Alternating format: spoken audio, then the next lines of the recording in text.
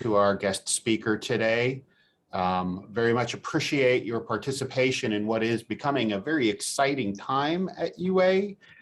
So we have got a lot of initiatives that are on the table right now for the way that we see research computing going. We're going to be focusing on expanding our HPC clusters and providing room for growth for those by moving them to DC blocks in downtown Birmingham as our UA HPC computing, research computing data center.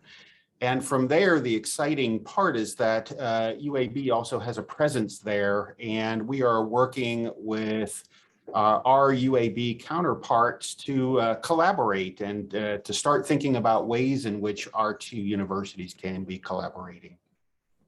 We're also focusing on research data storage and the issues around that. So there's initiative out there to take a look at the options that will be available to you all as researchers in need of ever increasingly sized amounts of storage in terms of your need. So those are some of the main areas we're working on. Hopefully we will be having some updated marketing materials available for you all to use in grants. We have an initiative in place to expand out what we're doing in terms of our services. And that includes focusing on GIS services as well, which is one of Dr. McGowan's, our CIO, who, oh, I see he's on here actually. So one of his main areas of attention in terms of wanting to develop here at UA. So John, do you have a few words you'd like to say to folks here? I'd like to welcome all of you. We hope that this becomes a regular meeting that we can have with speakers that are brought into the table. One thing I would mention also is that we are forming a partnership with the University of Florida. As you may know, they have one of the largest computers out there for artificial intelligence today. It's a $60 million machine, NVIDIA GPU machine. That is going to be shared with the different SEC schools, the universities. And we are one of the universities that has been actively involved with their seminar program at this time. I think there's several coming up that we can easily share the links with you so that you can get involved on those as well. But I think this is, as DJ said, the time for us to really move forward. I had a meeting yesterday with our provost related to the fact that it's going to be very important for us to look at all of the considerations surrounding HPC, including long-term storage, which will be a costly issue for the university, but it's something we have to do if we're going to be in the research R1 environment that we are now in, and stay there and continue to grow. So thank you, and I'll turn it back to DJ. I'm sorry I was a little late getting here. I was in the middle of a meeting related to salaries, and so that was an important one with HR. So I'll turn it over to you, DJ. Sounds good. Thank you so much, John. Liang, I'll turn it back over to you, and if you want to introduce our guest speaker, and we can start the conversation here, or the presentation, sorry. Yeah, sure. Thanks, DJ and Dr. John McGowan for the nice instruction on leading our IT organization forward in the future, for especially in the direction of machine learning and AI. So I think, let me briefly introduce our speaker today. And our speaker today, Dr. Zhao Zhang, got his PhD in computer science at the University of Chicago in 2014. He's advised by Professor Ian Foster. He's currently a computer scientist in the Data Intensive Computing Group at Texas Advanced Computing Center, which is short for TACC. His expertise focuses on the intersection of deep learning and high performance computing. So today he's going to teach us about how to use the deep learning software PyTorch and how it can benefit your research, and also some of his own research at TACC. So I think Dr. Zhang, it's your time to show us. Hi. Yeah, my name is Zhao. Let me turn on my video so you know it's a person who is presenting here, not the artificial intelligence. Okay, so now I'm going to turn it off to save some bandwidth. Okay, let me share my slides. Yeah, these days you never know who is presenting, right? Like, cool. So yeah, in this talk I'll be presenting. I wouldn't say teach. It's like more like I'm sharing some experience of my recent years research and support work. And the goal is to try to inspire, you know, how you can apply deep learning in your own domain research. I mean, after this talk, if you can think of something that might be interesting in your own domain research with deep learning, that's the success of this talk. Okay, cool. So let me start.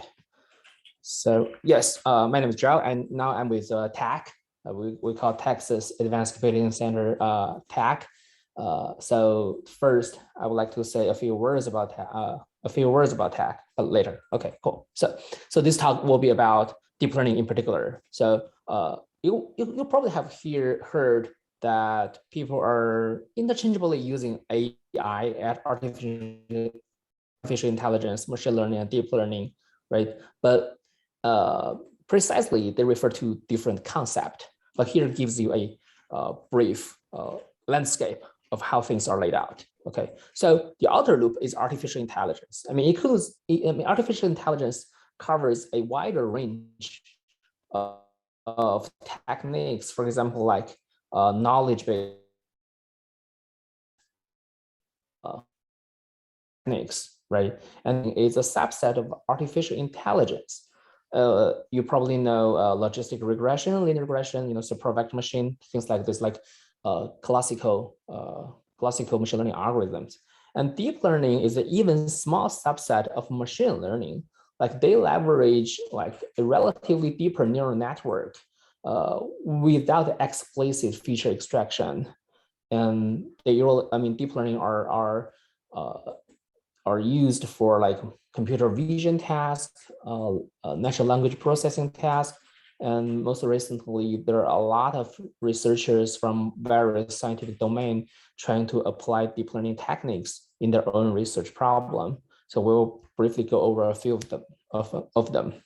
Okay, so but why? Why is artificial intelligence, or in particular deep learning, so powerful? Why are people looking at it, right? So this is a slide I stole from Kathy Yalik 2 years ago when we were still able to travel. Yeah, and she summarizes a few cases where you can apply machine learning to scientific research. Let's look at the first pillar, right? So if you can formulate your research problem as one of these four tasks, for example, if you can formulate your research problem as a classification problem, that means you have a set of data, and what you want to do is to classify them into different categories. Or if you have a regression problem where you want to predict a real value, for example, if you're working with a time series data, or you want to predict the stock price, right? So you want to learn from some, you want to predict a real value. So that's formulating the problem into a regression, right? Or you have a set of data and you want to find out the structure of the data by clustering them, right? Or you have a high dimensional data which is really hard to apply any kind of reasonable data analysis. So the first thing you want to do is to reduce dimensionality, right? So then you can try one of the machine learning techniques to do this, right? So that's one way to think about it. And looking at the second pillar. So some of my cosmology actually work inverse problems. They were trying to estimate the parameters of the initial big bang that that brings together this universe. And that's definitely one way to do it, right? So you want to do model reconstruction, you want to do parameter estimation, or you simply want to denoise a signal, right? So you want to solve an inverse problem. There are definitely a set of machine learning algorithms that can be applied to this end. Or your work, your research is simulation heavy, right? And I know for some simulations, I mean, each individual simulation run is very expensive. And, you know, for example, in a high dimensional search, if a single simulation is expensive, you know, given a high dimensional space, repeating that simulation with different parameter combinations will be unacceptable. So people are looking into these surrogate models, which gives you a results at a lower time cost, right? So in that case, you can probably use this surrogate model to do initial screening of the parameter search space, and then you find some spots or some region that's of your interest. Then you can run the expensive simulation over there. So that's the one way to do it, right? So yeah, if you look at the problem, like you can, if you want to approximate, you want to approximate expensive simulations or approximate experiments or fill in missing models in simulations, surrogate models can be leveraged to this end. And the fourth pillar is about design and control. So think about autonomous driving, right? You're designing a logic to control a device, like, and this like automatic vacuums, right? These robot vacuums, like they have a certain design control. And, you know, especially if you have equipment you want to control, like control instruments, right? Optimize design of experiments, navigate state spaces, or learn from sparse rewards. So that falls, I mean, you can apply reinforcement learning techniques, and that falls into design control category. So the thing, this is not an exhaustive list of possible applications for machine learning in scientific research, but this gives you a rough idea what kind of problem can machine learning solve. Okay, so if you can formulate one of your research problem into one of these problems, then you can probably explore machine learning technique. Okay, cool. So how are we doing this in reality? Oops, it's not moving. Okay, cool. So here is an example data-driven decision-making pipeline.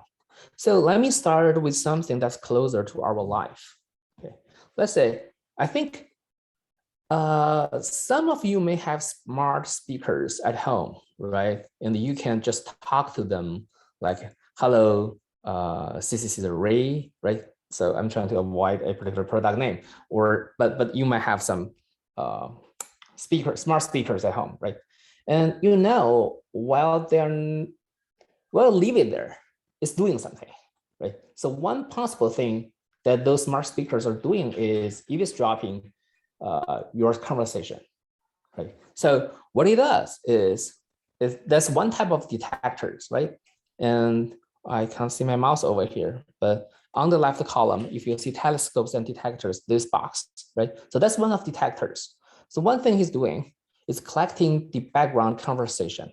That's one of the one type of observations. And what he does is first to collect them, transfer your conversation back to some server, right? And they will apply some data processing handling to those data, either clean it or remove the noise, right? And then they feed this voice data into, they can use the data they collected to train a model to understand what you are really talking about. Are you going to buy something, right? Are you going to buy a TV? Are you going to buy a car, right? And there is a sophisticated process about this, and they will train a better model to find those interesting topics in background conversation. So the model will be propagated to the smart speakers again for the serving purpose, right? So what you can see is you might have noticed once you talk about something, there are some ads that are popped up immediately after you talk about something. you probably have experienced this, but just pay attention. It can be leaked from your smart speakers. And let's say we use this same pipeline for scientific research. Okay, so I'm involved in a astronomy project where we are using telescopes to do sky surveys. So that means we are taking pictures of sky during nights and trying to detect transient events such as like black hole merger or supernova explosion. And the goal is, to share those events with other telescopes. So looking at this figure again, if you look at the left side, we have telescopes and detectors, right? So on one side, those telescopes are collecting data and they transfer those data to storage and archiving services, right? And we clean this data, calibrate those data, right? And we feed data into a training process that will give us a model, right? And once we have the model, we can deploy this model somewhere close to the telescopes for real-time inference. By real-time inference is we're using the model to detect those transient events. And once these events are detected, we'll note the controller can notify, okay, here's something interesting in the sky at this angle. If you guys, if you fellow telescopes are interested, you can adjust your angle to look at this part of the sky. So that's the whole background of this project. Okay. And on the other hand, so I said on one hand, telescopes are transferring data back to storage and archiving services and get the model. The other thing it's doing is the observe the data, the pictures are passed into this inference services for real time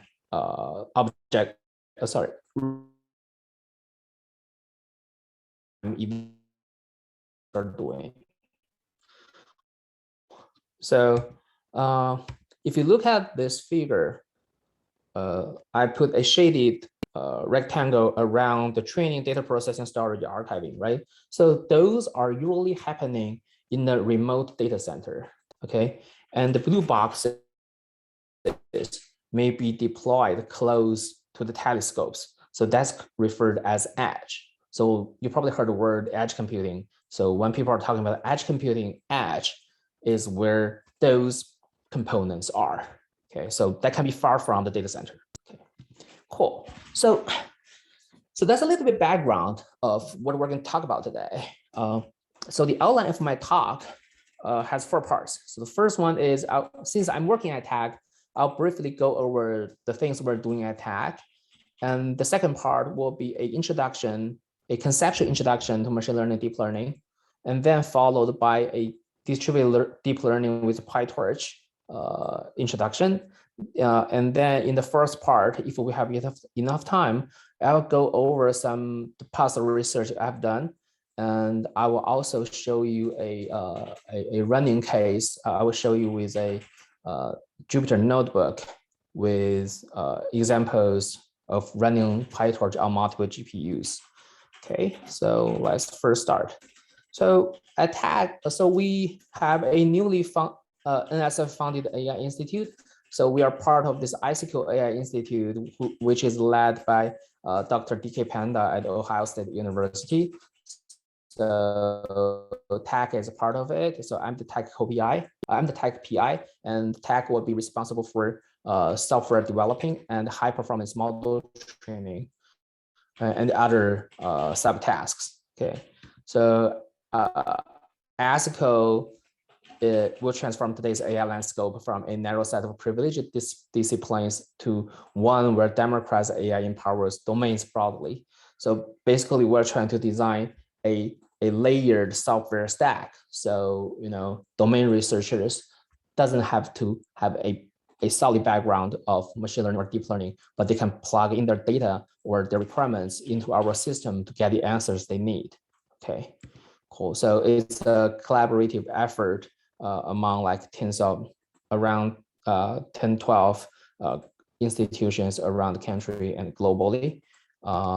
So our goal is to, we have 3 driving cases so far. One is there are smart food sheds, animal ecology, and digital agriculture. And the systems we're going to build will provide a continuum of field to edge cloud HPC centers, and they will provide very large, complex, heterogeneous data for a wide range of scientific and operational questions. And the target domains are not well supported by the state-of-art AI and the CI. And the Asico Institute will augment current cloud-based AI models by first facilitating decision-making in the field. So if you remember the data-driven decision-making pipeline I just talked about, so facilitating this type of thing with low network bandwidth and allowing data to be private, but facilitating collaborative intelligence. And third, provisioning models to use and plan computation and data movement. So those are the goals of Asico. Cool. And particular attack, we have procured several GPU systems to support deep learning type of work. So this is one of the system. It's part of the NSF-funded Frontera supercomputer. So this is the single precision GPU subsystem of Frontera. It has 90 nodes, each with 2 Broadwell processors, 128 gigabytes RAM, and each node has 4 Turing Quadro RTX 5000 GPUs per node, and every node has a 150 gigabytes SSD attached locally. And as you can see in this figure, those nodes are submerged in the audio tank for cooling purpose. So they're pretty cool. They have like fancy green lights, which doesn't make much more, doesn't mean much for computer scientists, but it's just beautiful. Yeah.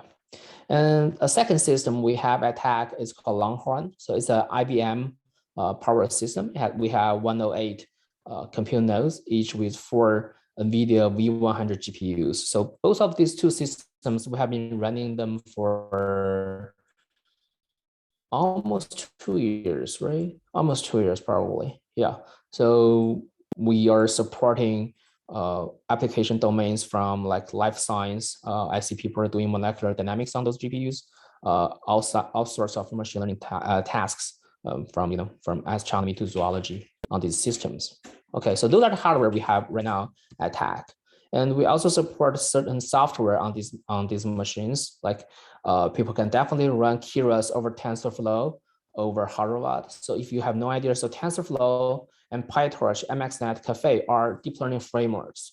Okay, and if you look at the first row, Keras is a more elegant programming interface of TensorFlow, so you don't have to worry about the hardware details or moving data between GPU and CPU. So Keras gives you a very concise programming interface, and Harvard is a communication framework that supports TensorFlow, PyTorch, MXNet, and Spark. Yeah, so we support this stack on both Frontera CPU and GPU, but also on Longhorn. And we also support PyTorch, but most of these days I use PyTorch with its own torch distributed module to run across multiple nodes, multiple GPUs. So you can definitely use Harvard, but you don't have to. Yeah, and we also support MXNet over Harvard, but we don't have a lot of MXNet users. Okay, so for Caffe, initially when I started at TAC, like we don't have GPU clusters. The Caffe, we can only run Caffe on Intel CPU at the time, and I don't think we have many users running Caffe these days, but it's still there. I mean, it still can run on Frontera CPU. Love transcription. Okay, cool. Hold on. Yeah. So those are the softwares you're using, right? And but users, I mean, for me, I'm a command line person, so I usually just open the terminal and do programming in this command line style. But you can definitely use Jupyter Notebook. Frontera is connected to our Viz portal. You can log into our Viz portal and to request nodes on Frontera and run deep learning programs using this Jupyter Notebook. So I'll be showing my example using Jupyter Notebook later. So just bear with me. I will show you how it's running. Cool. So we also do deep learning related research. For example, we collaborate with NASA JPL on deep facial recognition. And the question I was asking Chris is, you're NASA JPL, why are you doing facial recognition? I mean, there aren't many faces in outer space, right? But so his answer is like they were also fighting like a human trafficking with DARPA, so that's part of that. So that explains it, right? So and we also collaborated with a bunch of researchers from Salk Institute. So we get a paper published in Nature Methods early this year based on the work of point scanning super resolution imaging. That's basically trying to enhance the low dose electrical microscope images to higher resolution. So which is pretty interesting, yeah. And I also do research on learning algorithms. So last year we published a paper in NSC on the topic of distributed K-fact. That's actually a second order optimization for neural networks. And years early, I also co-authored a paper, ImageNet training in minutes, basically trying to apply the large algorithm on neural network training with thousands of CPU processors. Okay, and we also design system software with scaling compute and I/O to many processors. Like this year's SC, we're going to have this paper. We have this paper accepted on adaptive second order optimizer framework, and we showcase that K-fact can converge both on convolutional neural network and natural language processing tasks, for example, like BERT, right? And object detection with masked RCN, right? And early on, we also do I/O optimizations on supercomputers for deep learning. Yeah, so we examine how to apply data compression to enable efficient I/O training. Efficient I/O for neural network training, right? And we also do research on architecture. Like when we design Frontera, one of the decisions we have to make is, shall we buy gaming GPUs or shall we buy high-end like V100 GPUs? They're much more expensive, right? And one of the selling point of those high-end GPUs, like they support memory error correction. Okay, they support ECC. And the problem we study in particular in this paper is, how does it matter? How does ECC matter in the context of deep learning? So what if there is a memory error that is not detected? Will it affect the final training results of deep learning? So we try to answer this question. Our answer is there is a very low probability that a memory error will impact the training results. Let me admit this. Gentlemen, okay, hold on, I can't see. Okay, admit, sorry. Excuse me, who is speaking just now? Me, I'm speaking. Okay, sorry. I think someone else. Just someone, someone is in the waiting room, so I just let him in. Okay. Okay, cool. And just a reminder to everyone, if you don't mind, just muting if you're not the speaker. Thank you. Okay. So this is the application I talk about. It's like using face recognition to fight human trafficking. And they have about 100 gigabytes image data. There are 2,600 celebrities with 1.2 million images. And we implement this code using TensorFlow plus Harrowat. And so from this project, I learned that TensorFlow is not that easy to use. I mean, it's very error prone. Well, my stupid lesson is like, you can easily pass the training data to validation, which like you get 99% accuracy. And I was like very excited, but it turned out to be not the case. So we used a previous trained VGG16 network, and each run takes about 12 hours on 16 gaming GPUs we have at TAC.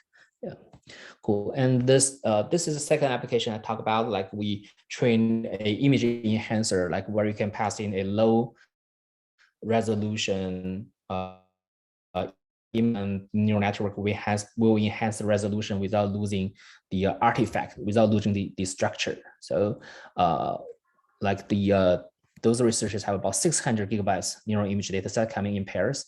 And initially they were using tensor layer, TensorFlow, and Harvard, and later on they switched to PyTorch plus FastAI. So we were able to run both of the versions of the paper of this code and get the results, which is pretty exciting.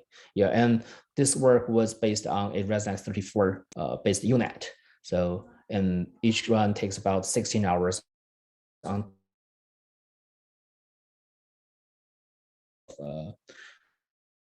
of Longhorn. So these are the two applications. Here's also application my colleague is working on. So Weija is my manager. So what he does is a traffic video analysis tool that can at real time monitors the traffic flow in the streets of Austin and use deep learning methods to detect objects. Here you see the rectangles are, the yellow rectangles are vehicles. And I think passengers are in pink rectangles. So, just trying to help traffic management in this case. Yeah, cool. So let me summarize my first topic. So I showed like tech capability of AI, ML, DL in hardware and software, and those type of research in applications, algorithm, system software, and architecture attack. And I also like showcase a few collaborative applications attack. So these are what we're doing daily. And I think I just heard that you guys have a bunch of new GPU nodes, and you're also in collaboration with University of Florida on their machine. So you'll have pretty much GPU resources for this type of work. Yeah, that should be very exciting. Cool. So now comes the second part. So I will do a very, very brief introduction to machine learning and deep learning. So I think the goal of this talk, if you don't have any background of machine learning, it's totally fine that you don't understand the technical details. And I would suggest you take like the introduction to machine learning class from Andrew Ning. You can easily find it on YouTube. It's everywhere. Coursera, YouTube. You can find the videos. Just go through those videos. That will give you a much better understanding of the topic. So here, my presentation is very, very brief. Okay. Yeah. Cool. History. So deep learning is not new. Deep learning is not new. So it has been there for maybe 50, 60 years, right? So in the 60s of the last century, it was called cybernetics initially. Then 30 years later, they were called connectionism and neural networks. And yeah, in this decade, it has a fancy name called deep learning, right? So it has been long there. So I think there are two key factors for the ongoing renaissance of deep learning. So one is the computing capability. So with the road paved by grid computing and cloud computing, compute capability is no longer a limitation, right? So you can easily find computing resources on Amazon, AWS if you are willing to pay, right? And universities are equipped with research computing power. And also we have this like dedicated HPC center or DOE national labs, right? We have large computing facilities. Yeah, so that's one thing. The other thing is data.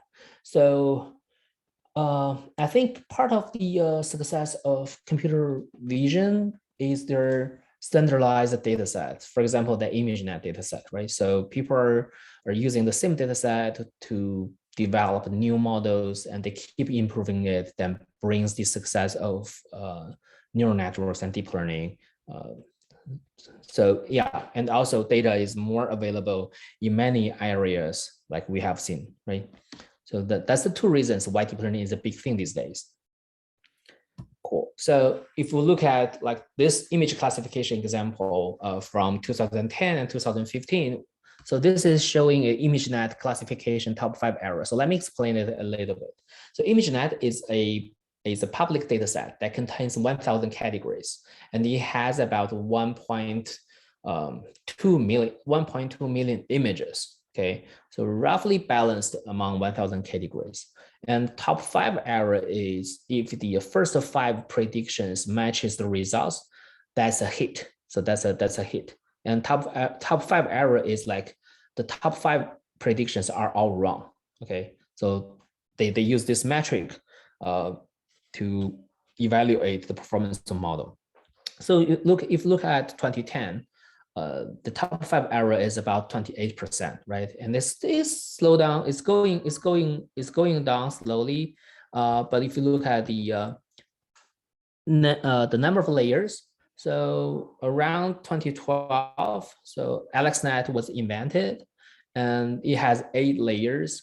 And later on, the most powerful neural networks are in this context gets deeper and deeper. And you see the top 5 error goes lower and lower. So that gives you a intuition that deeper neural networks are more capable of solving this problem. So that might be true in some cases, but might not be true in some other cases. So that's case by case, but you can take it as a not that accurate, but the general trend. Like, yes, deeper neural network are definitely more capable, but it's more complicated than that.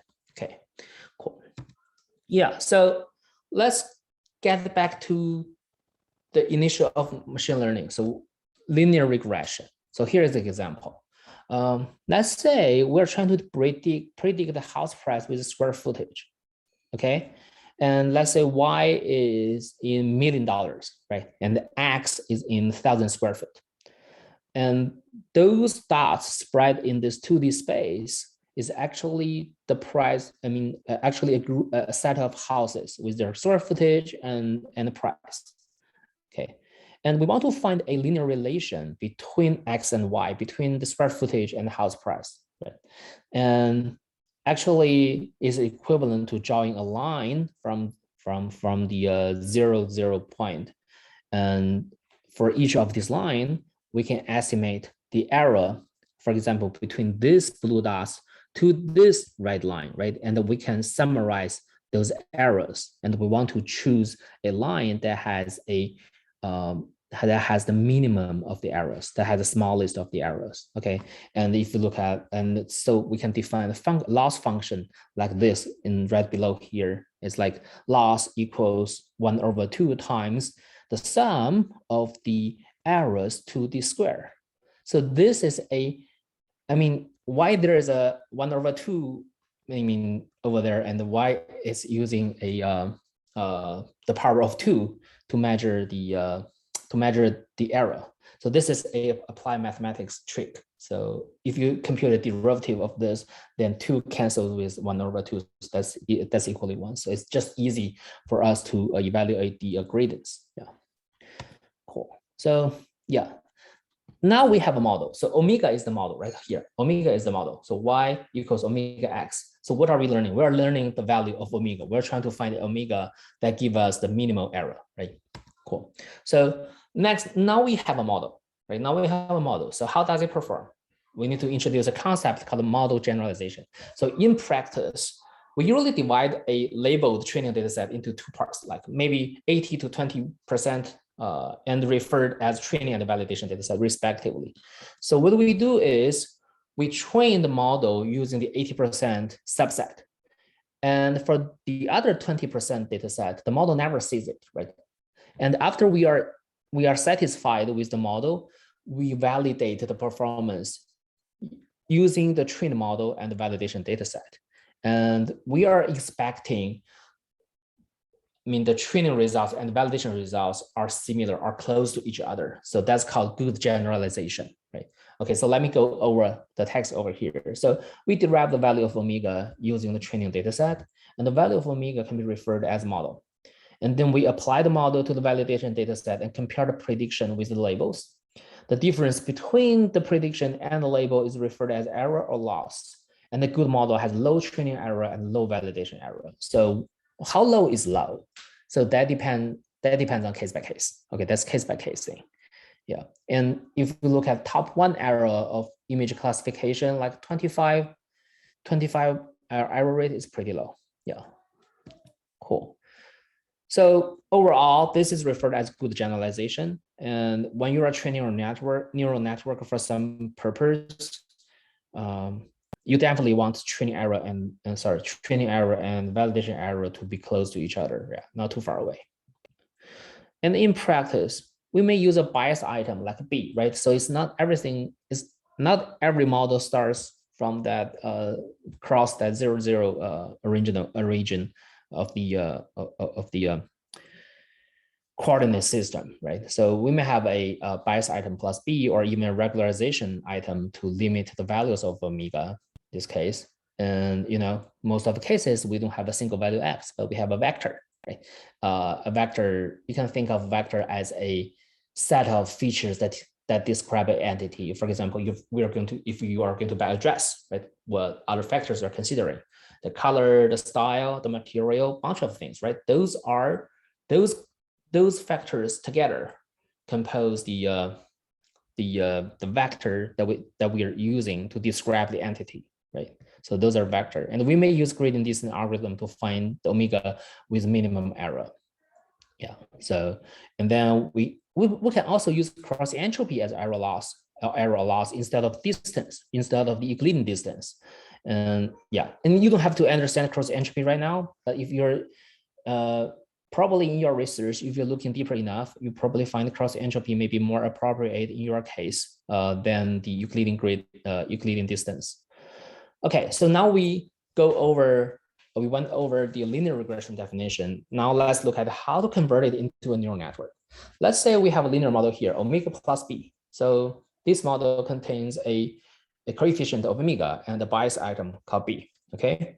And originally we pass in the X and we get the Y, right? We get a prediction. And now let's do something different.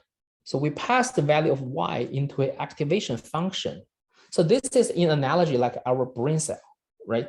So it's like, if this is a neuron, it has two states. For every single task, if it may be activated or maybe not activated. So what the activation function does is to give a signal of either 0 or 1, indicating if it's activated or not activated, okay?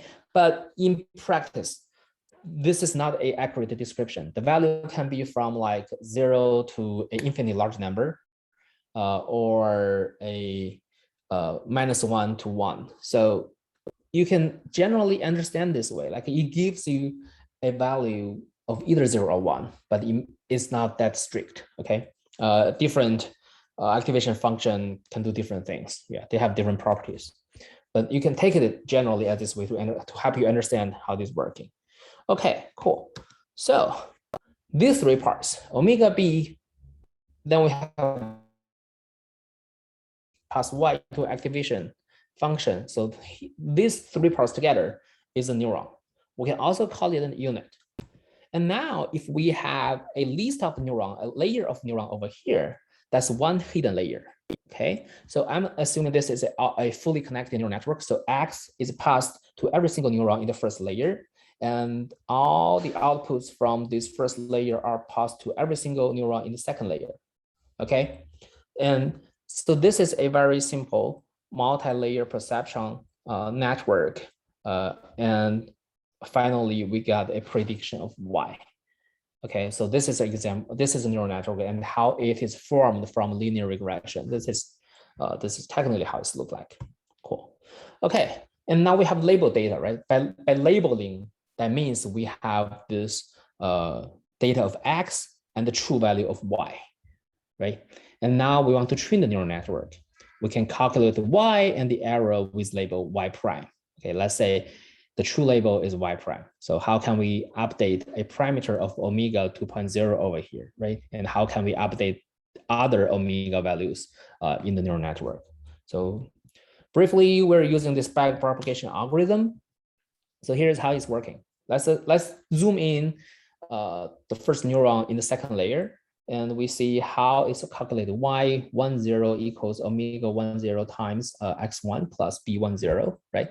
And then we feed in this value into a activation function, and we derive a uppercase x 1.0 and pass in the final loss. There's this linear combination over here, then we compute the loss. Okay, so the way we update the value is using gradient descent method. That means omega 1 0 equals omega 0 minus lambda is the learning rate, and the gradient of loss with regard to omega 0 is the gradient. Okay, and now we need to evaluate the partial derivative, the gradients of loss with regard to omega 1 0, and how is it calculated. Let's look at how loss is derived. Okay, so we have 4 steps. So this is the first step, and this is the second step, the third step, and this first step. Okay, so we have 4 steps. And now to evaluate the loss, first, we go from the very end, like we evaluate loss, right? So the partial derivative of loss with regard to y20, right? Okay, so that's his first part. And in the third step, we go back forward, we compute a partial derivative of y20 with regard to x1. Okay, it's over here. And then we match this part of the code into part 2 to compute the activation function, the gradient of activation function with regard to y10. And finally, we're back here, like we can compute the partial derivative of y10 with regard to omega 10. Okay, so this is how we calculate this gradient and how to update one particular parameter over here. So this is called backpropagation, and for all parameter updates, we're doing this way.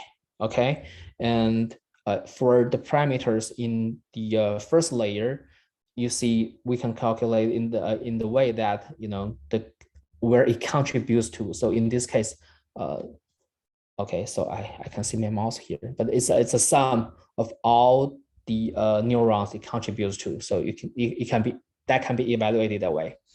Okay, cool. So you don't have to fully understand this, and you don't have to memorize this. You just need to know for a neural network, in order for the parameters to be updated, we need to evaluate its gradients, and that's the key. We need to evaluate gradients, and those gradients are referring to the partial derivatives of the loss function regard to every single parameters in the neural network. So that's what you need to remember. Okay, cool. And this whole thing is also called the chain rule. Okay, cool.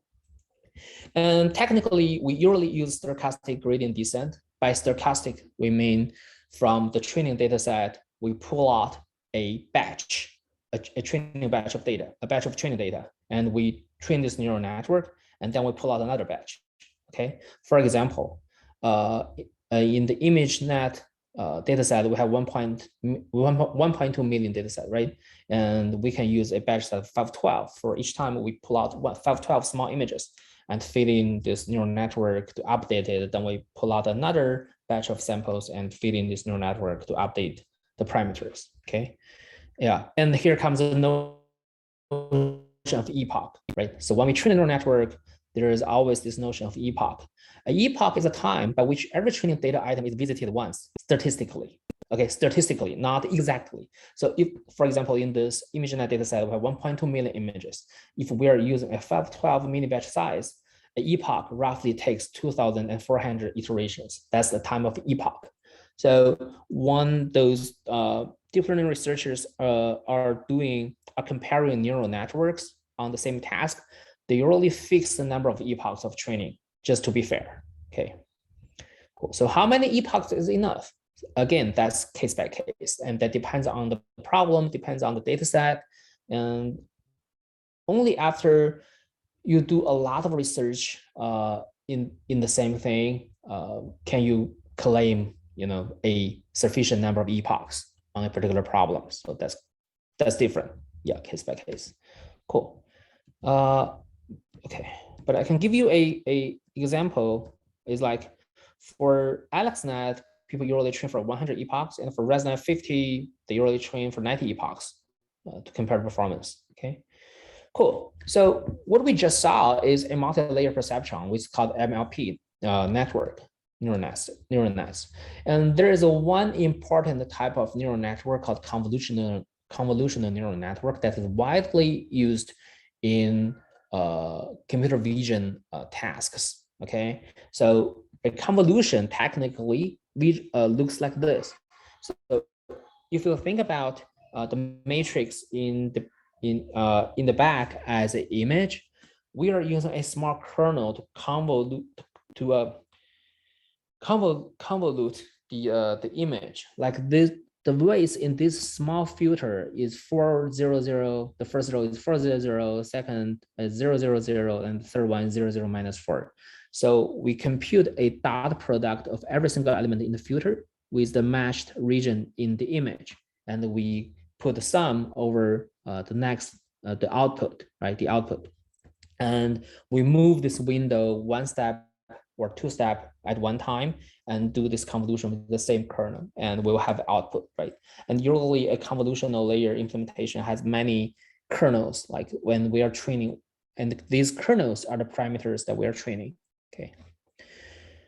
Nice. So if a neural network has a convolution operation, then we call it convolutional neural network. And then why are we doing that?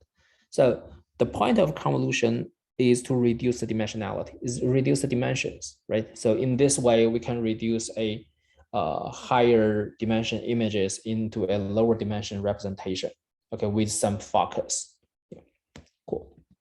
And it's often coupled with pooling operation. By pooling, I mean, for several adjacent values, we just pick up the largest one. That's one of the examples, right? And I mean, convolution is widely used in image classification, object detection, autonomous driving, because if you're thinking about a car that's driving itself, it's constantly taking pictures of the surrounding environment, right? So it has to do analysis of what is present. If there's a person running on the road, or there are other cars driving around you. So yeah, that's using convolutional neural network for this type of analysis. Okay, and recurrent neural network was another type of architecture that are widely used, especially for language processing or time series or series data processing. So recurrent neural network provides a way of using information about previous data points to predict the future data points. Example application including language modeling, like autocorrection, right? This. If you're using iPhone or Android, they have this auto correction when you're typing, but sometimes it's stupid, sometimes not that stupid, right? Yeah, machine translation, auto image captioning, like given the image will generate captioning. Oh yeah, there is look at this. This real-time transcripting, right? So it's transcripting what I'm talking about. So this is based on, I would say this is probably based on recurrent neural network. Okay, but it may not be, but it's possible. Yeah. So auto image captioning is to generate a caption for an image automatically. Yeah, it will describe what's going on in the image. Okay, and there's also speech recognition. That's what this transcribing is doing right now. Okay. Cool. And auto generating music, you probably heard of this, like computer composes music itself, and yeah. Cool. And there's another type of neural network called GAN, as generative adversarial network. And let me explain briefly how it's working. So in this type of network architecture, it has two networks. One is the generator network. So the generator network will try to make some fake images, or let's say fake money, okay? And there's another discriminator network that takes the input of real money and fake money. And his job is to differentiate between the two, okay? And if you train this again and again, they will reach to some equilibrium state that where generator network can generate the fake money as the real ones. And the discriminator network may or may be to differentiate between the two, depends on which side you focus on, right? So what can be, how can this be used in research? Like, let's say your research is facing a problem of missing data, right? I used to collaborate with some seismologists, right? They try to do some seismic imaging to detect where the oil is, right? So they launch a bulb, and they collected the sound signals at every 10 meters maybe. And sometimes there's a missing data, there's a missing thread. How do you fill in this missing thread with possible answer, with possible real data, right? So one way to do this is to use this generative adversarial network, right? So you can train such a generator network to give you the most likely possible data points in this missing data. Yeah, and there are also other ways. You probably have seen this the fake video of Barack Obama speaking of the sentences you input with the with the exact matching mouse movement. So this is done with generative adversarial network. Yeah, it's pretty powerful. Yeah. Let me say one more thing. If you are using a traditional machine learning method, you can probably generate something you want to use, but usually that gives you an average of several possible things. But with GAN, it will give you the most likely result. So let's say if we are trying to generate a human face, what a traditional machine learning method will give you is a average human face, which might not look like anyone, right? But this GAN thing will give you the most likely human face, which definitely is a human face. You won't miss that. Okay, so yeah, that's one of the difference. Cool. And there's other way. I've talked about reinforcement learning in control equipments, right? So what it does is you train an agent. So this agent interacts with the environment. Like you take certain actions based on the environment, and based on the final success or failure, you will either get a reward. I mean, the agent, you will either get a reward or get a penalty. Okay, and during this training, you will penalize or reward a series of action that try to learn something. For example, playing Super Mario, and this is not a Super Mario image, but very similar. So based on this particular frame, what should Mario do? Shall he move forward, jump, or dodge, right? So you can encode this image in a convolutional neural network and make possible actions, right? So it's no different than making a autonomous car, right? Autonomous driving car. Yeah, it's similar, right? So, and people have been using this, using reinforcement learning technique so we have users from NASA who are training a energy management software on next generation Mars rover using reinforcement learning. Yeah, so cool. Okay, cool. So let's summarize again what machine learning and deep learning can do for you. And so basically, if you can formulate your research problem into one of these basic problems, then there's probably a good opportunity that you can apply machine learning technique. And be careful, because I think there must be some existing work that examined some techniques on that problem. So you need to have a good understanding of the state of the practice and before moving to deep learning, right? So it's not like you have a problem, you came up with a deep learning solution and you just try it out and it worked. So more reasonably, you should know the baseline, what people are doing right now, how it's performing right now. And based on that, then you can claim here's an improvement, right? Yeah, cool. So we talk about a bunch of notions. We talk about neural network architectures, multi-layer perceptron, CNN, RNN. We talk about activation, loss, and optimization. We introduced what a activation function is, what the loss function is. We talk about backpropagation, gradient descent, and stochastic gradient descent, right? And we talk about the training and validation procedure, the training data set, validation test data set, training accuracy, validation accuracy, loss, epoch, and what an iteration is, okay? Cool, so that's my conceptual introduction of machine learning. I think maybe we should have a 10-minute like break or 5-minute break. I'll turn it over to Liang. So let's take a break. Okay. Sure. So let's take a 5-minute break, and we'll come back at 3:13, I believe. Thank you for this talk.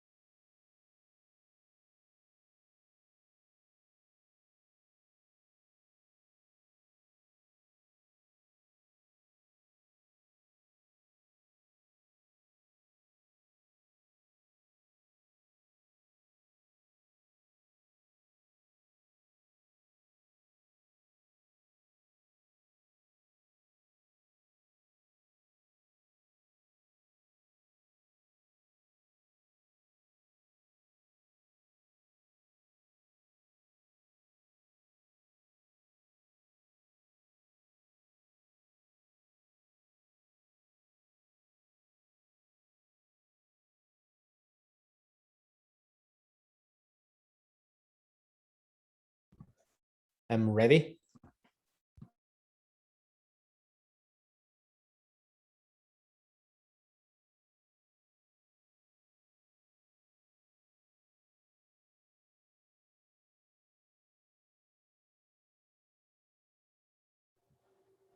Dr. Zhang, I think we can start since it's already the time. Hi. So welcome back. Let's continue our discussion. Okay. Cool. So yeah, the following sections will be talk about distributed deep learning and how to train it at large scale. Okay. So again, we'll start with some conceptual introduction of distributed deep learning. Then we will get to PyTorch code. So I can show you how to map the concepts we just talked about to the actual code. So why should someone train on multiple nodes, right? That's the question. Because so one intuition is like we want shorter training time, because when we are designing a neural network and we are training a neural network, we're doing a lot of hyperparameter tuning, right? So shorter training time means we can explore more in the parameter space to find a better solution. And the other thing is sometimes the model is too large to fit in a single GPU device. So we need to use like model parallelism to train a larger model. Yeah, so briefly, there are four ways to do parallel training or distributed training. I'll just briefly go through some of them. So first one is data parallel. So that's probably the most commonly used one if you're training a model. So the idea is we have a bunch of nodes, or you can understand each of these nodes is a GPU. So we have a bunch of GPUs here.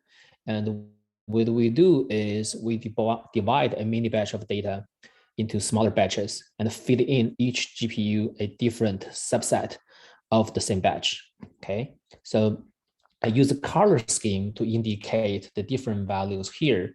Like from the beginning, every single node here has the same neural network architecture and the initial value. Okay, and in the first step, in the first iteration, every single node get a different small batch of data, and from the beginning to the end, it's evaluating the loss. Okay, it's running through the network using forward propagation and get a loss in the end.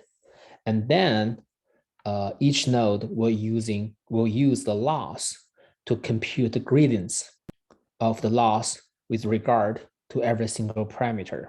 Okay, so if you look at this double-end arrow in the middle, it's like they are computing gradients, but every single node has different values of gradients, because the input batch are different.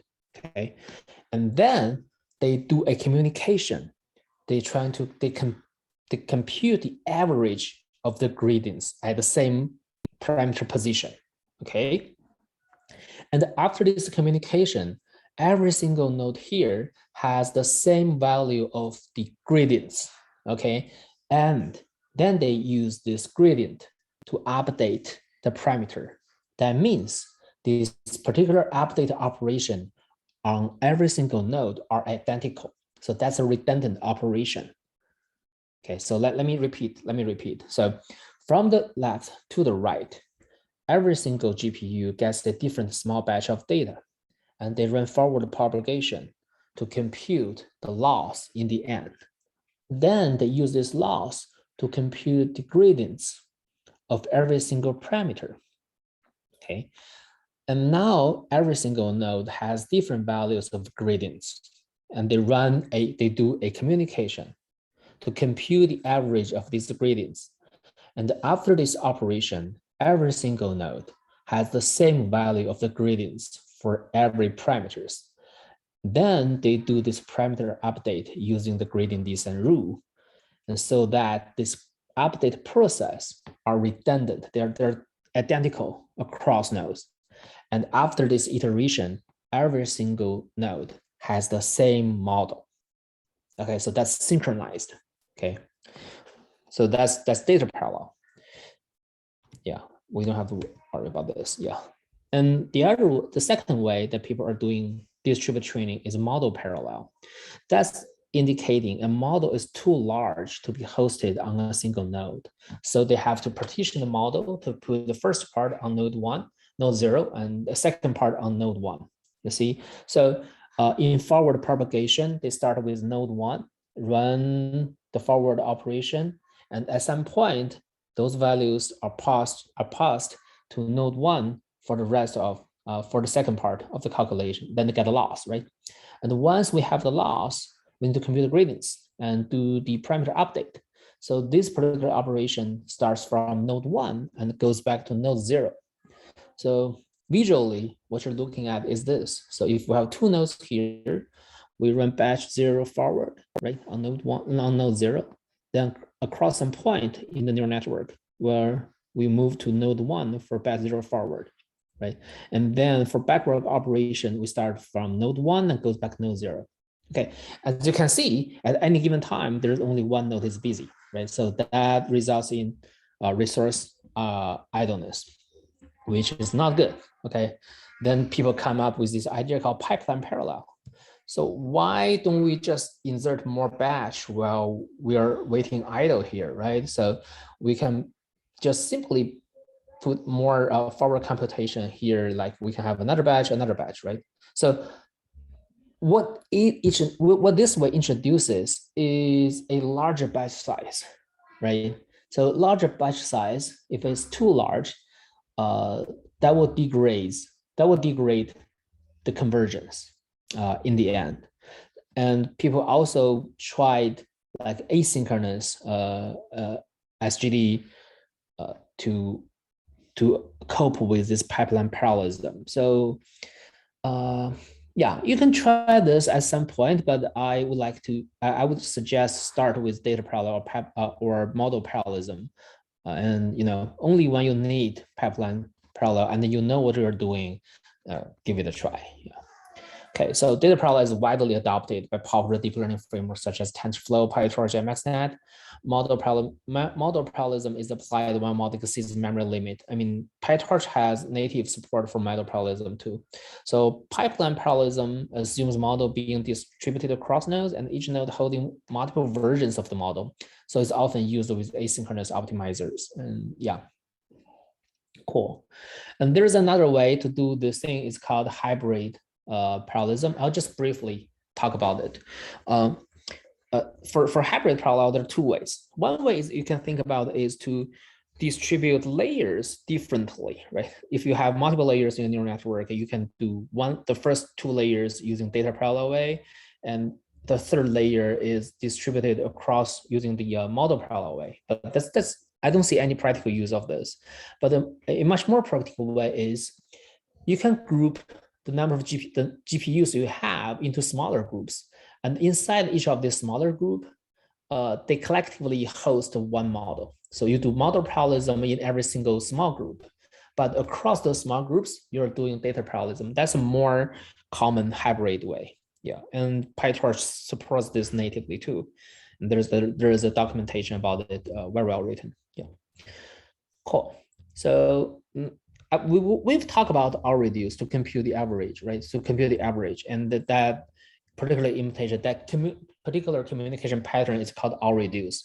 So here's how R-reduce works. Okay, so let's start with reduce. So in MPI, which is the parallel programming interface, reduce works in this way. Assuming those 0, 1, 2, 3 are process numbers. Okay, process rank. So process 0, you have values of 5, 1 in the in an array of 2 elements, right? And on process 1, you have 2 and 3. So, and you want to compute the sum. And by calling reduce, all those values will be gathered, will be summed together into process 0, and you will get a sum of the 5, 2, 7, 4 in the first place, right? And then 1, 3, 8, 2 at the second place. And this is reduce. And by R-reduce, that simply means every single process gets the sum of those four arrays. Okay, so this is what R-reduce does. And this is just summing example, but average is no difference, right? Because you know how many elements there, you can easily just compute an average based on the number of processes. Cool. So this is how it's computed. Okay. And I think this is going too deeper. So practically for deep learning, RReduce is usually implemented in a reduced scatter algorithm. Let me try my best to explain it, how it's working. And if you don't understand, that's totally fine. You can find online reference to help you understand. Let's say this. We have 4 processes here, and we have 4 segments of data we want to communicate, right? And let's say at time 1, process 1 will transfer each part of the data, segment 0, to process 2, right? And now this part is accumulates of 2 subsets of data. And in iteration 2, process 2 will transfer his share to process 3. And remember, this part now has accumulation of 3 subsets, okay? And at iteration 3, process 3 will transfer to process 0. And here, this is the expected results that we want. But if you think about other segments, they are spread. I mean, the results of each segment are spread across every single processes. Like process 0 only has segment 0, and process 1 only has the results of segment 1. So now we need to copy all those 4 segments across all processes. So what we do is do another ring, right? So, sorry. Oops. Yeah. So in iteration 4, P0 will send his parts to P1, right? And iteration 5, P1 will send to P2. So, by running 3 more iterations, every single process will have all the results of every segments. And this is called reduced scatter algorithm. So the total time complexity is 2 times n minus 1 times t transfer. And assuming this data is large, each segment is large enough, that will be bandwidth dominated. Okay, so that means this RReduce operation, the overhead increases with the scale. Okay, cool. So now finally we can talk about some PyTorch thing. Okay. So I think there are several programming levels about PyTorch. The first one is you just want to build a neural network with the PyTorch API. That's simple, right? That's easy to do. And the second thing is you want to design your own layer using PyTorch. That's very common. For example, if you want to do a high-dimensional convolution, not 3D, not 4D, maybe 5D, you probably have to build up a layer yourself.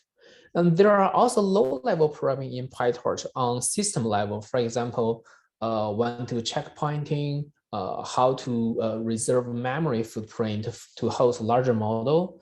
And there's a first level programming is on the architecture level. It's like for each of this PyTorch operation, how to reach the maximum performance on a particular hardware, like for example, GPU or TPU, right? So there are a bunch of levels of programming. So what we're focusing on today is simply the first one, building a neural network with PyTorch API, okay? So similar to Keras and TensorFlow or any other frameworks, like to build a neural network using those frameworks has 4 parts. The first one is we need to declare data set. We need to prepare the data set, right? Because we train with data sets and we need to pass the data. We need to pass the data sets to the model, right? And the second thing is we need a model. We need to define a model, this model definition. We need to tell the program how the model looks like, right? How the layers connect to each other, right? And the third thing is, we train this model with some optimizer, right? And we need to specify the parameters of this optimizer, right? And the first one is training instrumentation. Like we need to tell the program how the optimizer should proceed in all the iterations, like maybe 1 to do a checkpointing, or 1 to lower the learning rate. So a bunch of things, we call it training instrumentation. So there are 4 parts to program PyTorch. So PyTorch has this dataset API. It's part of data. You can define a data loader. I'll go with you, go through this code example with you guys, but I don't see my mouse here. Okay, here. Okay, so the first line is import torch, and we import torch neural network. And so we import data loader, import data sets, and these two lines of data. So these are predefined data sets in PyTorch. We can simply just call it cipher10. Root is the place where we're going to place this data set. It's used for train. We're downloading it if it doesn't exist, and we're transforming it to tensor when we're using it. And we also specify the batch size to be 128. So for each iteration, we pull out 128 items from training or test data set. And then we can create data loaders using this trained data, which is specified in the batch size. And here, it's this simple. So now we can train with the cipher10 data set. And if you are going to extend your own data set, you need to look into the PyTorch documentation so you can import your own data set. Okay. Cool. So this is data set. Now we are going to build a model. And PyTorch has two ways to build a model. One is sequential, the other is a functional. And here is the example of sequential. So let's say we define a neural net. It extends the in module hierarchy. So in this init function, we define this neural network to be an initial. It has like 6 layers. Like we have linear layer, then followed by a activation function or RELU, then another linear action. Linear is fully connected layer. Okay, so we have another fully connected layer followed by activation function, then another fully connected layer followed by activation function. Okay, and here defines the linear RELU stack. And what we're doing is, we need to define in the forward computation, we first flatten the input. Like say if we're passing in the image, we're simply flatten it into a 1D array, and we pass this X into this linear RELU stack, which goes through these 6 layers, and we get the logits. And we return the logit. This defines the forward this defines the forward propagation procedure. And then we call model equals net to device. This is copying this model to GPU if device is GPU, okay? And the second way to define model is using functional style. That gives you more flexibility to connect the layers. So it's not a straightforward sequence of layers, but you can define branches or aggregated branches, whatever, right? So look like this example, like again, in this net definition, we define 5 layers. We have convolutional 2D, convolutional 2D, fully connected layer followed by another 2 fully connected layers. But after this definition, this model only has five layers, right? So how do they connect to each other is what we need to define this forward function. So what we're doing is we're taking, let's say the input is X, right? So first we call convolutional 1, conv1 layer that is passed in the input and get some output, right? Then we do a RELU activation and pooling it using a 2x2 grid. So this is called f.max pool 2D. So this is chaining 3 operations. One is convolution, the other one is activation, the third one is pooling. So usually, most of the time, we see activation and pooling are always chained after convolution. And later on, we have another convolution group here. So we just override X as input. So in this case, X is output of this one. And then we pass in to a flatten. We flatten it into a 1-dimensional array. Then we pass in another fully connected layer followed by activation, then another fully connected layer followed by another activation, and finally we just pass it through a final fully connected layer and return X. And again, by calling these 2 devices, we're copying this model to GPU. So these are the 2 ways that we define a model. Okay, you may become confused in the beginning, but try find an example in PyTorch tutorial. There's a bunch of tutorials in PyTorch official site, and that will be really helpful to help you understand what's going on. And it seems like a bit messy here, but it's not that hard to understand. Okay, so now we have done dataset and model definition. The third thing is to define an optimizer. Okay, so in order to to define an optimizer, we need to define the loss first, right? So now here, let's say we are using the cross entropy loss defined by PyTorch NN. So we call it loss function. And we use SGD to optimize the neural network. So we just declare it. We pass in model the parameters. Those are the parameters that register to SGD. And we have a started learning rate over here. Right? So now we have a defined optimizer. Finally, we come to this first step is the training instrumentation. So how do we do training? How do we do the training? So in that train function, first we need to figure out how many steps are we going to do, right? We inside this data loader, we already know, we already defined the batch size, right? So for now, we're just doing, we're just calculating the size is the number of items in the data set. Okay, yeah, it's the size. So for batch, X is input, Y is label, right? Enumerate data loader. So data loader will, it's an iterator style thing. So it will give you a batch of data set for every iteration until it's gone, until it's empty. Okay, so we copy X and Y. Y is the label, right? We copy X and Y to GPU. Then we run this, we feed in this X into model, get the prediction. Then we compute the loss using the predicted value and the labels. Now we have a loss, right? Then we clear the gradients in the neural network by calling optimizer.zeroGrad. Then we call this loss backward. So this will trigger the AutoGrad, which is the automatic gradients function defined in PyTorch that will compute the gradients automatically associated with each tensor. And but after that, I mean, you will get gradients along with each tensor, okay? And then you call this optimizer step to apply the gradients, gradient descent rule to update the parameters. Okay, see, you see here, everything is connected. We talk about conceptually how neural network is training, right? We talk about the loss, we talk about how to do backpropagation, we talk about how to use gradient descent rule to update parameters, right?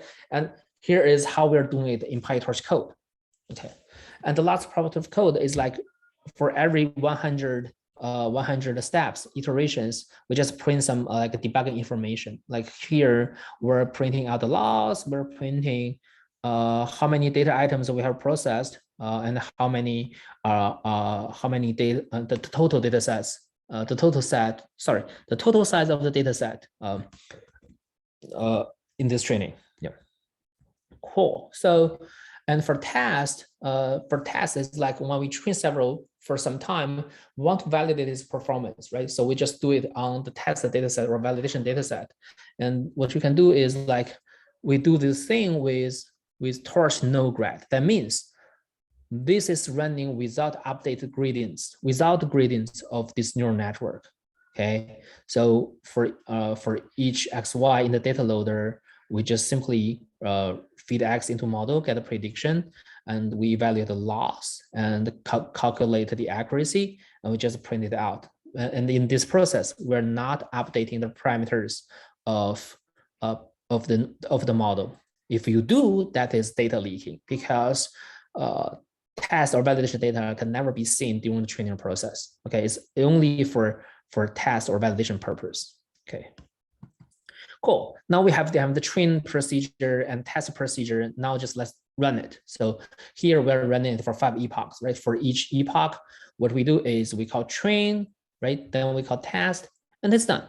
And this is as easy as it is, right? And 4-step procedure. Let me remind you. So we prepare data set, we define a model, we specify the optimizer, and we instrument the training procedure. Okay. Now we can train it. Okay. So I will show you a real example later to this end. Cool. So next, let's look at torch.distributed. The usage of torch.distributed is similar to that of MPI. I can't assume that you guys know what MPI is. It's a message passing programming interface for parallel programming. So when we launch a parallel program, there's a notion called size, word size, like how many processes are there, right? And each process has its own rank. so to differentiate the processes. Okay, so what it does is I will highlight the code. So if we want to train it on multiple GPU using torch.distributed, what you need to do is you just need to do a few things. First, we need to initialize a process group. I mean, specifying the communication backend, which is Nico. Nico is pretty straightforward to use. And there's an init method. You don't have to worry about this. You can refer to the documentation, right?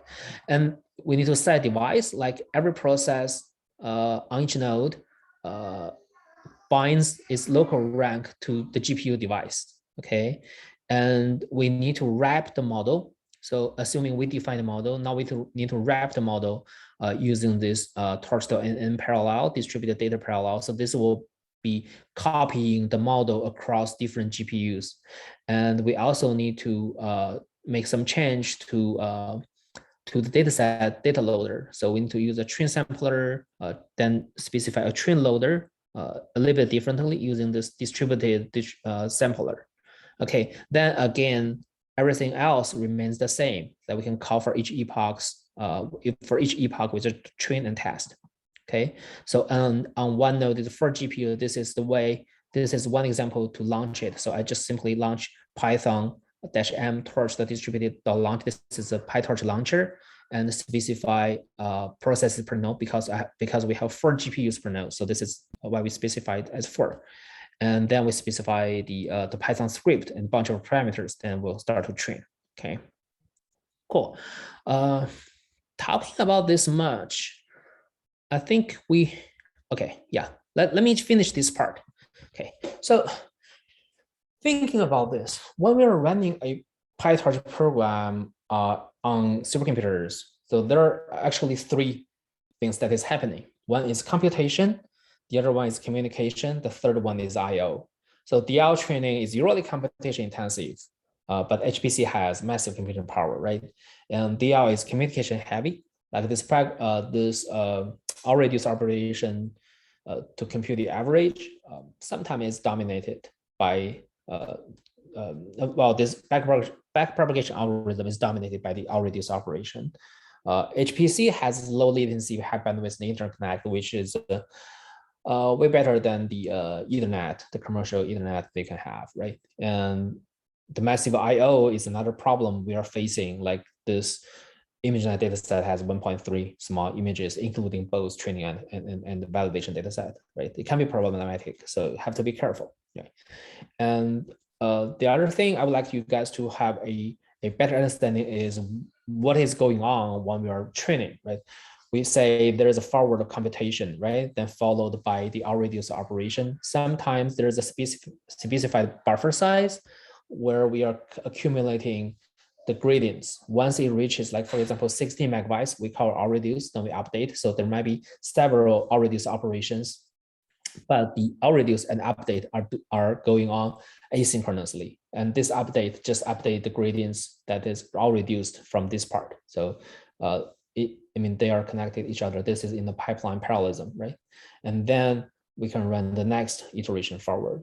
And the I/O is usually done in an asynchronous way, which means the I/O that's happening on the timeline aligned with this forward operation might actually be used for the next iteration. So it's being done in this asynchronous way.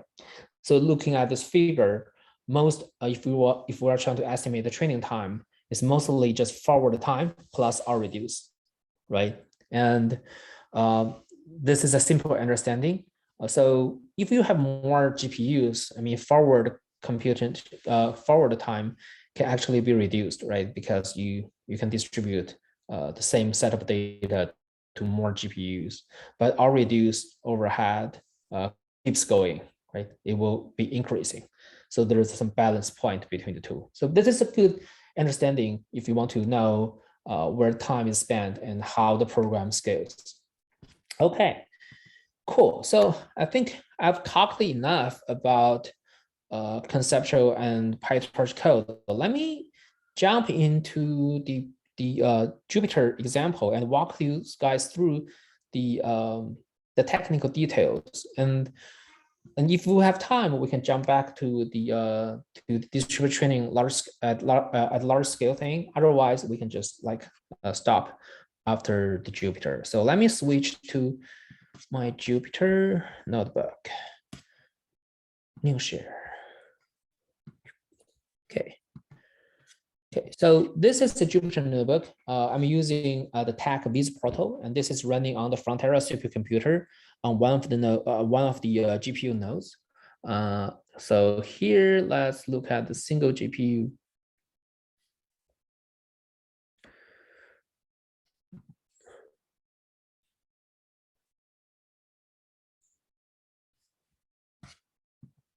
Okay, cool.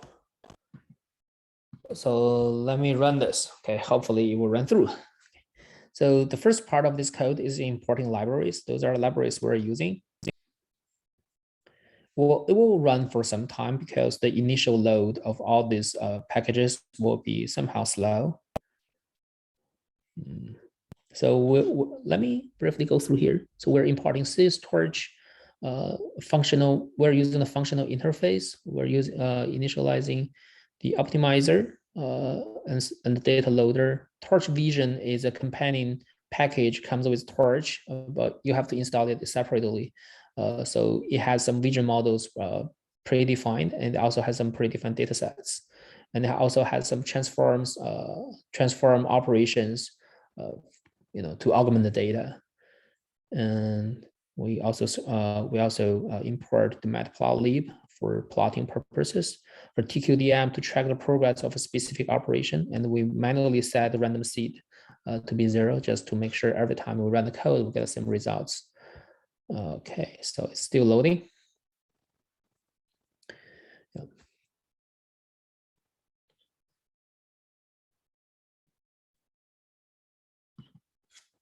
Yeah, while it's loading, let me also show you this.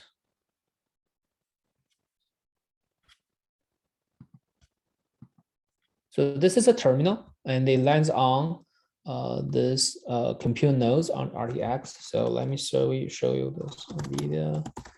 So we have 4 GPUs over here, right? So there are Quadro RTX 5000, and if you want to make sure that your processes are actually running here, I really do this. So NVIDIA SMI.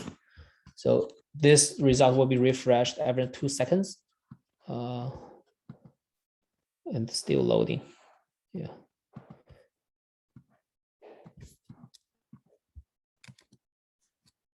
So I'm using a Python virtual environment. A bunch of them.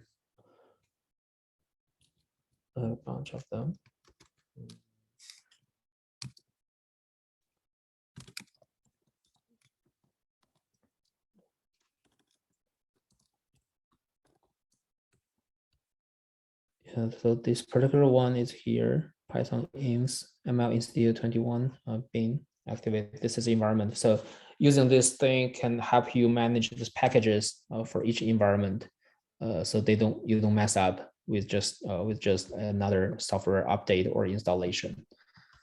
Why so slow? Let me kill it and then run it again. Restart and clear output. This time fast. Maybe let me answer one of the questions. Okay. Adam has a question way earlier, asking, "Do I have any example code or notebooks you can use to tinker with PyTorch in our project?" I do have this PyTorch notebook that I can share with you guys, but it also depends, as you can see, it also depends on some system setting on Frontera. So I'm not sure if you can directly run it on your machine, but with some modification, that's doable. Yeah. Cool. It's still slow. Why? Yeah, it's running. It's common. Okay. Maybe let me jump back. Let me jump back to my presentation. So while it's loading, maybe we should do something else. Okay. So I'll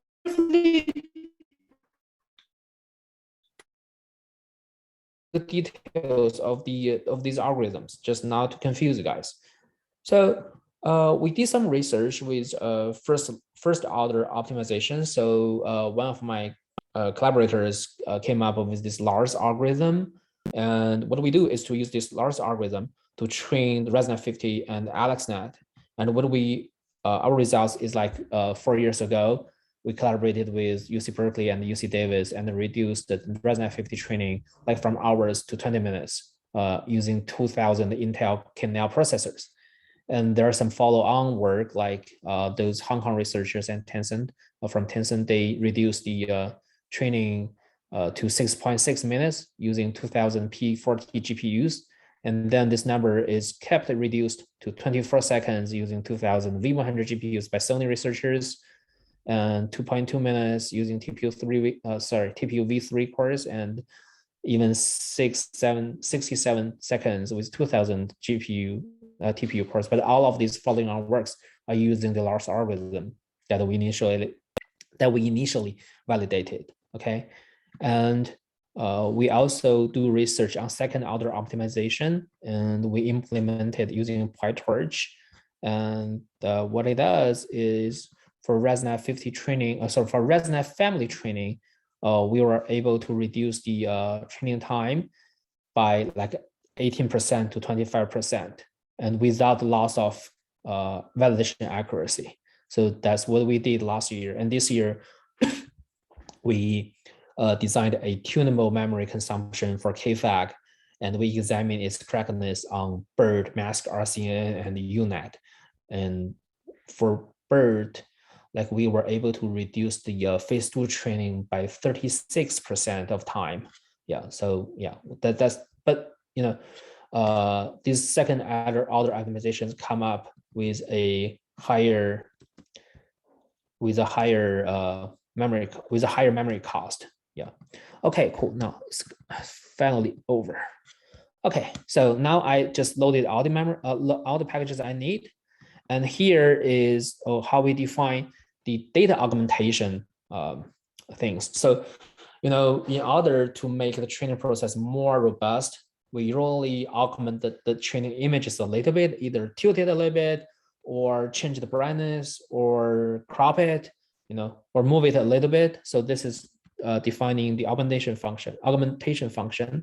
Then we load the training data set and test data set. We're downloading it into the machine, and we specify the batch size of 128, and we specify training data loader, test data loader, and it will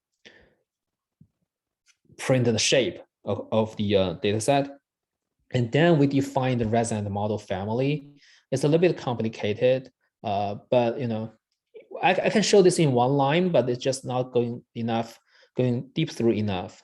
But if you look at here, how we define ResNet, it's no different than the example I show you. So there's this defining bunch of convolutional 2D layers, right? And using a batch normalization and composing some layers into a block, like the block is defined here. Yeah, basic block. So it's just a composition of layers into a structure. Yeah, and we load this ResNet 32 model. Okay, so nice. Let's run it. Okay, cool. So then we copied it to GPU.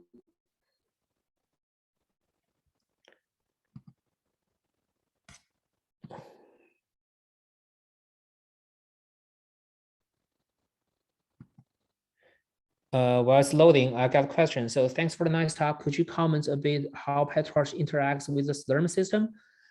Yes, just bear with me. I will show it in a minute. Okay, cool. So now we have copied the model to GPU, and here we define the loss function and define optimizer, and we define a metric called accuracy, and define a learning scheduler, and then define the training process. This is exactly the same as the code I showed you before, and define the validation process. Now we can train this model. So we are training it for 100 epochs. Okay, so you will see, because I only print the diagnosis information for every epoch once.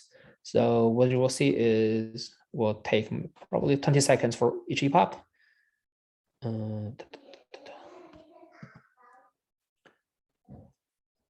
just wait here.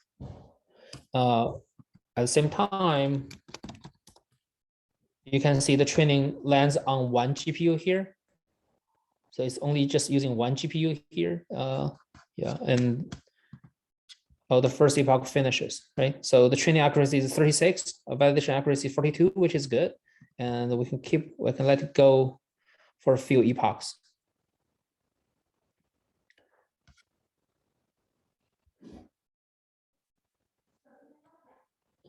Will take about 26 seconds. Okay, cool. So the second epoch finishes.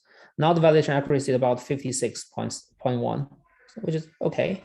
It increases, but it's a bit lower than training accuracy. You have to keep our eyes on it. We don't want the test accuracy to be much lower than training accuracy, because that will be a overfitting case. Let's wait for another epoch. Okay, cool. Yeah. So now the validation accuracy is 66%, right? So let's stop here, right here. And can we plot this? Yeah. So this is a 3 epoch changing curve. This validation accuracy is starting at 0. We probably have nothing. And for the first epoch, we're about 55%, and for the second epoch, we're about 65. So this is showing the curve, the validation accuracy changing curve, right? Okay, so this is a code of how to run it. So now let's get to the Slurm thing. So let me shut down this notebook.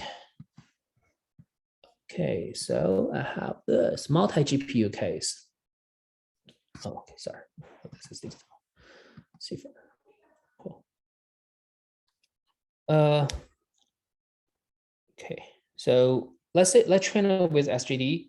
So in this case, so this command line is running the same program on 4 GPUs. And if you're running with inside the Slurm, you can simply just do a MPI. Let me create another cell. Like MPI exact head. Oh, sorry. Okay. In our case, like we use IB run, like -mp number of processes. If we're running on 4 nodes, you're probably just 1 process per node, right? Then this way. That's how we run it inside a Slurm environment. Okay, now let's run this. So this is training on 4. So just to show you guys, it should be running over. Okay, data set is downloading again. Good. Verified. See, now we have 4 processes landing on 4 GPUs. You'll see the memory are allocated, and the utilization is up and down, showing it's doing something. And look at here, it's plotting some ugly warning messages. I bet. Yeah. So that's from Cafe 2. So don't worry about it. And now you see, if you remember, originally when we train on a single GPU, each epoch is about 26 seconds, right? And now with the 4 GPU is only 7 seconds. And I think it's resuming from a previous checkpoint. So yeah, so it's running about roughly 4 times faster, right? And if you have more GPUs, if your data set is large enough, you can definitely benefit from more GPUs using this data parallel approach. And this is how it's running. Those are annoying. This warning message are annoying. Yeah. So I think by the time of 48 epochs, the validation accuracy is like over 90%. So this is approaching. And yeah, I would like to stop my talk here. And if you guys have, I think I can take some questions. Okay. I'll just leave it here running. Yeah. So does anyone has any other questions? You can you can just unmute yourself and speak.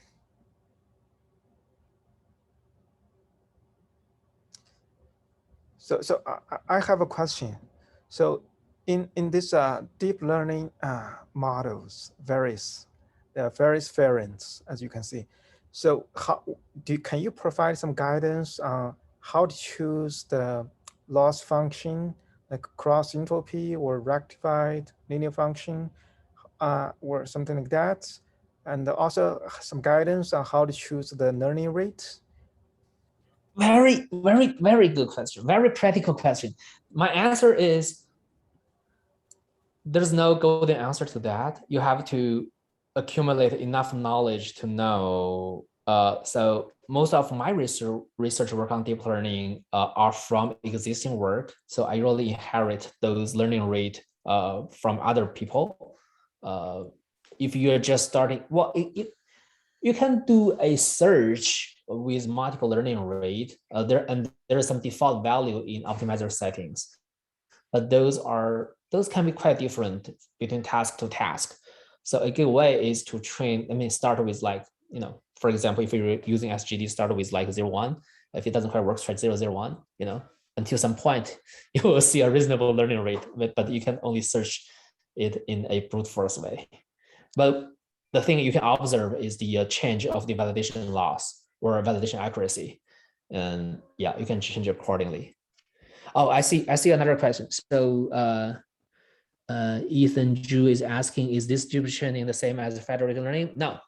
So distributed learning in this case is what we're talking about is how to say that. So federated learning is something different. So federated learning assumes like multiple parties want to collaborate together, but they don't want to share the data. Okay, and they need a system. They need a systematic strategy to enable training on individual set, then share share some information, maybe gradients that do not disclose the privacy information, and they can still train them together. So that's a different setting, and that's a different problem. So distributed training is just simply using more computing resources without the limitation of privacy or data disclosure. Okay.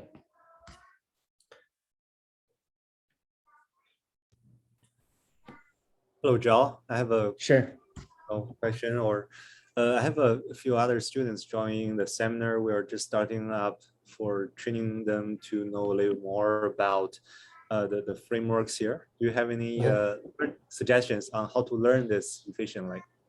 Yeah. So if they don't have any machine learning experience, I would suggest to go with Andrew Ng's lectures on YouTube or Coursera. And if they do have some machine learning basics, the official website of PyTorch has some really good tutorial. So follow those through will be very helpful. Yeah. And Tech also has some training classes every semester. I think we train every semester and every summer. So yeah, those are good resources. Okay, thank you. Yeah. So more questions coming were. So I have a follow-up question on the Snurm. How do you run in Snurm? So I think the command you're running is using IB run. So is that the alternative for MPI run or something like that? Or? Yeah. So IB run is just a wrapper that we use at attack. So it wraps the MPI exec.hydra. So and on another machine that I'm using on the Longhorn machine, I usually export the host name into a host file, then using MPI exec to launch the exact number of processes I need on each node, and using PyTorch.distributed as the communication framework. Yeah, so it's not that hard. Yeah, you can use so you can just use Slurm to submit a sleep job, right, on 4 nodes or 16 nodes, and then you log into one of them and start training manually using MPI exec.hydra. So yeah. Thank you. So do we have other questions? So I think okay, we have a question. Yeah, they have a question for you. Yeah, so this video will be, so this video is already recorded. So I will trim it shortly and possibly upload it into the YouTube on the UA official platform.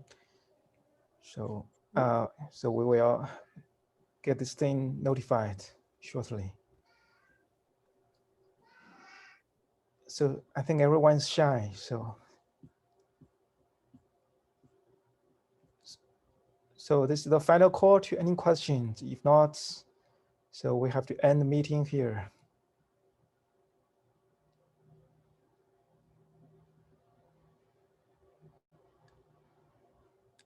Okay. So I think that's all. So no one has questions. Thank you very much, Dr. Zhang, for this wonderful talk of pretty comprehensive various aspects of deep learning, theoretical models, and also the practical usage, and also the coding examples. I think it's a pretty clear tutorial. So I think we are definitely benefiting from this last talk. So Thank you. I just noticed that this automatic transcribing is very accurate. Yeah. Yeah. So I think Thank you. this is the end. So if no one wants to speak up for anything, so I want to say thank you for coming and see you next time for our future events. So see you. See you. Bye-bye.